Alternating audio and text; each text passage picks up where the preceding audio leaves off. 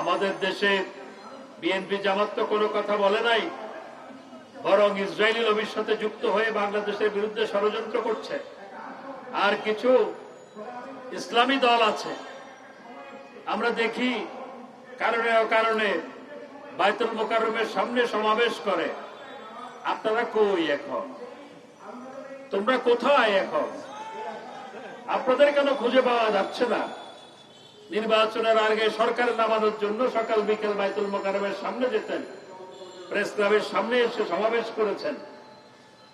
ওই ফিলিস্তিনি ভাই বোনদের পক্ষে ইসরায়েলের বিরুদ্ধে একটি বড় সমাবেশ করতে তো দেখতে পেলাম না। এবং ফেসবুকে বিভিন্ন জায়গায় দেখি, সামাজিক যোগাযোগ মাধ্যমে বড় বড় ভাষণ দেয়, সরকারের বিরুদ্ধে ভাষণ দেয় এবং সরকারের বিরুদ্ধে বিষোদ্গার করে। ওই নেতানিয়াহুর বিরুদ্ধে কথা বলতে তো তাদের শুনলাম না। এরা কোথায়? এরা কোথায় লুকিয়ে আছে? এরা আসলে ইসলাম প্রেমী নয়, এরা হচ্ছে মুখোশধারী ধর্ম ব্যবসায়ী। সুতরাং এদেরও মুখোশ উন্মোচন করতে হবে।